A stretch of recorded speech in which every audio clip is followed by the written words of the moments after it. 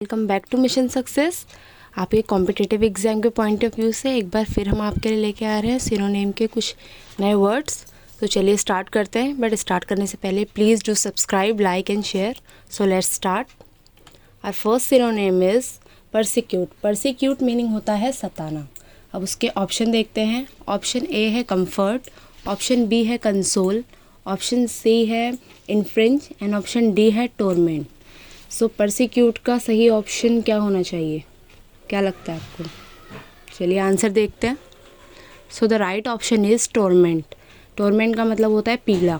बाकी अगर ऑप्शन देखेंगे आप, कंफर्ट का मतलब आराम, कंसोल का मीनिंग है दिलासा देना, इन्फ्रिंज उल्लंघन एंड टोरमेंट पीड़ा। तो परसिक्यूट से क्या मैच हो रहा है? टोरमेंट। तो परसिक्यूट का सिनोनिम हो गया है टोरमेंट, यानी कि पीड़ा। सो नेक्स्ट सिनोनिम पे चलते हैं। The next synonym is truce. Truce का मतलब है युद्ध विराम संधि, यानी कि किसी युद्ध में जो थोड़ा रेस्ट पीरियड होता है उसको कहते हैं युद्ध विराम संधि या ट्रूस। तो इसके ऑप्शन देखते हैं। आर्मिस्टिस, ऑप्शन बी है ratify, option C is agreement and option D is settlement.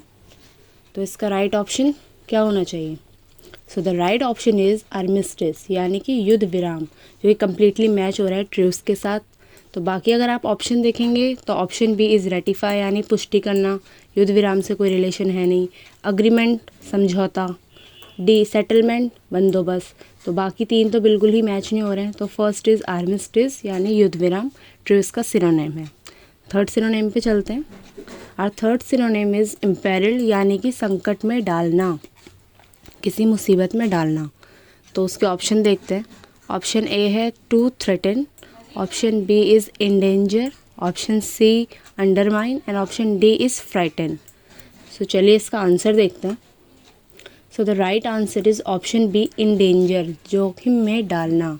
संकट में डालना या जोखिम में डालना ये सेम ही बात है। बाकी तो अगर आप देखें, ऑप्शन ए है टू थ्रेटन, यानी धमकाना, ऑप्शन सी इज़ अंडरमाइन कमज़ोर, ऑप्शन डी इज़ फ्राइटन, यानी कि डराना।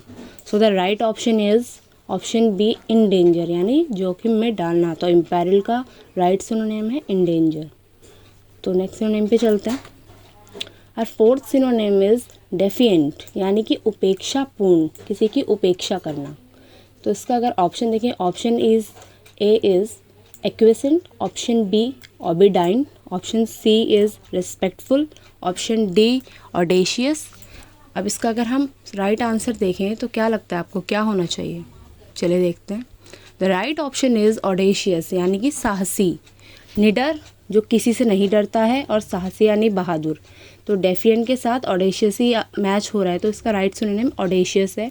बाकी ऑप्शन के मीनिंग भी जान लेते हैं। एक्विसेंट का मतलब होता है संतुष्ट, ऑप्शन बी जो है ओबिडाइन, उसका मीनिंग होता है आज्ञाकारी, एंड ऑप्शन सी रेस्पेक्टफुल, उसका मीनिंग होता है सम्मानजनक। तो निडर से संतुष्ट, आज्ञाकारी या सम्मानजनक का तो कोई मैच है नहीं।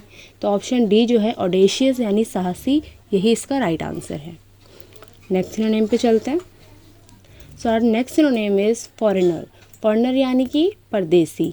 तो अगर हम ऑप्शन देखें, option A is alien, option B local, option C is national and option D is native.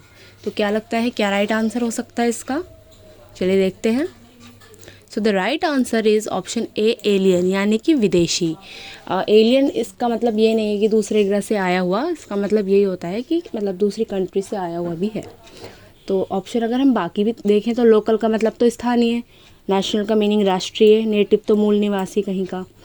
तो फॉरेनर का राइट ऑप्शन है एलियन, यानी कि विदेशी, या फॉरेनर कहें परदेसी। तो ये इसका सिनोनिम है right. So thanks for watching, please do subscribe, like and share. Thank you so much.